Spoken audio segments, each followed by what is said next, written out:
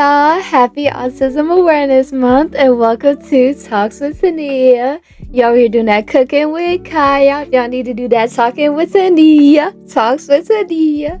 And today, I'm really excited to talk about this topic because it's Autism Awareness Month and I love spreading awareness about autism. Love it, love it, love it. Love learning more information about it. Love talking about it, spreading about it. Everything. So in this video, I'm going to be talking about a bunch of things about autism. Hence the name Autism Spectrum Disorder is a whole spectrum of stuff. Autism isn't the same for each and every person. Autism is different for everybody. Alright, so now I'm going to be going over everything that I'm going to be talking about in this video. I got my handy dandy phone because I have my notes open. So let's go ahead and begin. So in this video, I'm going to be talking about, of course, what is autism, the definition of it, good stuff like that. The second thing I'm going to be talking about is how is a spectrum, what is a spectrum, what's in the spectrum. I'm going to be talking about the different levels of autism. So if you didn't know, there's 3 levels of autism. There's level 1, level 2, and level 3. Level 1 autism is more like on the mild side. Level 2, of course, is middle ground autism. And level 3 is the more severe side of autism. So later in this video, I'm going to be going over the different levels because surprisingly, a lot of people actually don't know that there's levels of autism. And there definitely is. So, like I said, later in this video, I'm going to be going over that. Of course, the third thing that I'm going to be talking about is the symptoms of autism. So what autistic people go through on a daily basis. The fourth thing that I'm going to be talking about is how do autistic people communicate? Now, like I said before, autism is a whole spectrum. So each and every autistic person is different. So in that section, I'm going to be talking about different ways that they communicate. But I'm not going to say it now. I'm going to leave it to that section. Now, the fifth and the sixth thing that I'm going to be talking about is how can you help somebody with autism? What are some ways that you can help maybe your peer, your friend, your family member? What are some ways that you can help? And last but not least, the last thing, the sixth thing I'm going to be talking about is understanding autism. Because a lot of people don't understand it. And unfortunately, a lot of people treat autistic people badly. But all you have to do is understand what they go through, what are their needs, how they view the world. Once you understand, then understanding autistic people is a piece of cake. So now that I got all the topics out the way, let's go ahead and start off with the first one. So what is autism? So autism, aka autism spectrum disorder, aka ASD, is basically a developmental disorder that impairs someone's ability to have conversations or communicate or interact with the world around them. Basically, a developmental disorder that makes somebody see the world a little differently, or maybe is more sensitive to other stuff than your average person or your average neurotypical person. More importantly, autism is not a disease. Autism is not a mental illness. It's basically just a developmental disability or a developmental issue that makes people's brains work a little differently from everybody else's. So that was a smooth little description of what autism is. Now we're going to go ahead and move past to our next topic, which is the spectrum of autism. What is the spectrum? Like I mentioned before, there's 3 levels of autism. There's level 1, level 2, and level 3. So I'm going to go ahead and start with level 1. Level 1 autism is known as the mild autism, so aka high functioning autism. Individuals with level 1 autism usually struggle with communication or repetitive behaviors and also have fewer difficulties when it comes to language or intellectual abilities. Now, level 1 individuals would still need help with some things, but not as bad as a level 2 or level 3. Now, don't get it twisted. A level 1 person can look like me. A level 1 person can look like you. A level person can just look like your boss, your teacher, anybody. Anybody could be level 1 autism. So anytime somebody needs help with something that an average person wouldn't need help with, don't judge.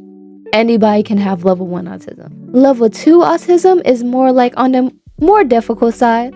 when it comes to autism. It's not mild, it's not low functioning, it's right in the middle, so middle ground. People with level 2 autism usually struggle with sensory sensitivity, so maybe light is too bright, a concert is just not their thing, maybe everything's too loud, touching, so maybe touching on slime or different textures is just not their thing. Same thing with eating, maybe different textures in their mouth grosses them out. They also struggle with difficulty with transitions. So basically, getting out of bed in the morning or going places, not their thing. They also struggle with social cues and have more noticeable distress when it comes to change or really just anything in general.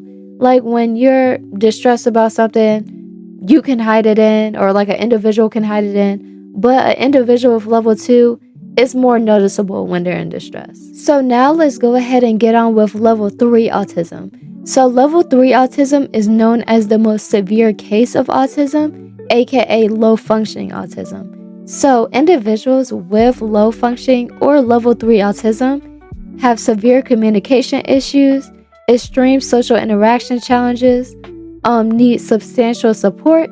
So somebody with them 24/7, 365 days of the year, always need somebody with them. Struggle with self-care tasks, so also need somebody to help them like brush their teeth or like comb their hair or dress them. And level 3 individuals are mostly nonverbal. So that was the 3 levels of autism. Level 1, which is mild, level 2, middle ground, and level 3 is more severe, low functioning. So now I'm going to go ahead and skip to the next section, which I'm going to be talking about different symptoms or different things that autistic people go through on a daily basis. So simply, autistic people feel and react to things more differently than your average neurotypical person. So like I said before, a lot of autistic people usually struggle with sensory needs or sensory in general. Sensory is just more overbearing when it comes to the autistic community, especially when it comes to taste, touch, and hear. So taste, different textures, like different textures of food is just a no-no. Touch, like different textures, like if you play with slime, or like I saw a young man on TikTok that has autism, and he said that he really doesn't like microfiber. So that's one thing. And here, like hearing, the world can just be a little too loud. There is headphones that you can buy, noise canceling headphones. A lot of autistic people use that just to block out a lot of sound from the world. Individuals with autism also struggle with behavioral issues like bad social interaction, poor eye contact, compulsive behavior, impulsivity, repetitive movements like stimming. Stimming isn't really a bad thing. Stimming is basically just a tool that autistic people use to self-regulate. So emotions is a big thing in the autistic community. So next time if you see somebody stimming, like flapping their hands or jumping or twirling or doing anything, don't judge. That's just a way for them to self-regulate their emotions. Maybe they're a little too happy, or maybe they're sad or upset. That's just a way to make them feel better. And you want to know something crazy about stimming that everybody doesn't know? Everybody stims. So never judge anybody for stimming.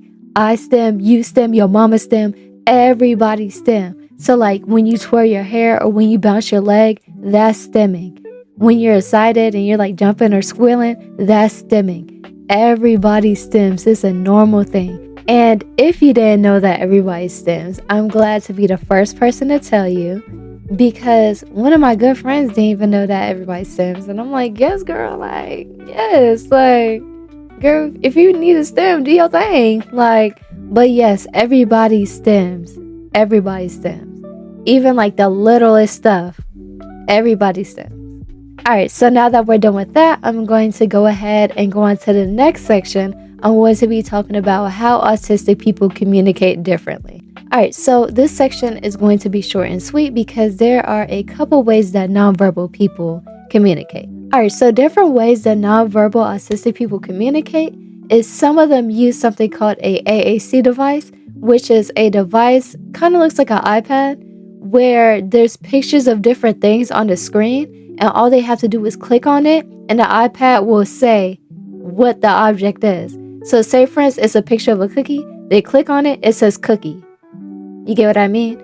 Or there's also something called a AAC device, like eye tracker, where if they're not able to click on stuff, the device will track their eyes to the point, like if they look at a picture of a cookie, the device will say a cookie. Technology is crazy nowadays, but that is something that they do to communicate. So another way that nonverbal autistic people communicate is sign language. So like this. And the last one that I'm going to mention is called hand tracking. So this one is more common in the nonverbal community, and hand tracking is basically a nonverbal autistic person taking their guardian or loved one or somebody's hand and basically tracking their hand to something that they want. So tracking their hand to the microphone, they want the microphone. Tracking the hand to the iPad or computer or anything, they want it. Basically tracking your hand to something that they want. Alright, so another thing that I'm going to mention is how communication can easily change in autism. So a fully verbal autistic person can easily switch to nonverbal based on how they feel. So if an autistic person gets like overwhelmed, overstimulated, or sensory overload, they can easily switch to nonverbal in just a snap. Overstimulation is also a thing that a lot of autistic people go through, and that's also a thing that I'm going to be talking about in one of my next videos, so stay tuned. Alright, so that's going to sum up how autistic people communicate differently. My next section is going to be talking about how to help autistic people, how to help your autistic peer, classmate, family member, friend, anybody. Basically how to help them out. What are some ways that you can support them? So some simple ways that you can support an autistic person is to provide a safe and supportive environment. So give them a good environment to be themselves in, to stem in, to do anything in, really. Celebrate small victories. So you can see an autistic person doing something small. It could be small to you, but it could be something really big for them. It could be something life-changing, something crazy for them. Support them in every way. Support every small step. And don't judge them about stuff that they do, like stimming. So, like I said before, everybody stims. It's not just an autistic thing. Everybody does it. Autistic people just do it more than your average neurotypical person. But stimming helps them self-regulate and help them calm down. So don't laugh at them. Don't be like, what are they doing? They're just doing something that helps them calm down. And last but not least, like I said before, just support them. Just be their number one supporter. It doesn't matter if they have level 1, level 2, or level 3. Just be their number one supporter, because they go through struggles every single day that they didn't choose to have. So just be their number one supporter. And the last thing I'm going to talk about before ending off this video is understanding autism. So like I said before, autistic people didn't choose to be who they are. So there's no reason to judge them. There's no reason to make fun of them. There's no reason to do any of that.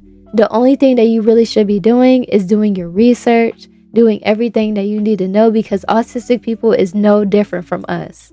Autistic people are just regular people just like us, but just view the world differently or feel things differently from everybody else. And we should be doing nothing but supporting them and respecting them and helping them with anything that they need. And honestly, I feel like autistic people are probably the most genuine people ever. Like during my high school days, I interned for a special ed class, and they were the nicest, the sweetest people ever. Like, they were nicer than neurotypical people. And honestly, I feel like people should be like, this might sound weird, but be like autistic people, because they're more genuine. They're themselves. Everybody wants to be everybody nowadays. Everybody wants to do the same thing, have the same style, get the same stuff. They're just their own people. They like their own things, and they're not afraid to embrace it. But to sum it up, autism is good, autism is great, and it's Autism Awareness Month. In this video, I talked about multiple things. What is autism? The definition of it. I talked about the spectrum. I talked about the different levels. I talked about the symptoms, what they go through every day. I talked about communication, how they communicate, how it could change. I talked about how to understand an autistic person, and I also talked about how to help them. If you enjoyed this video, comment down below, like, and subscribe, and follow along because what are we going to talk about next? But alrighty, see you guys soon.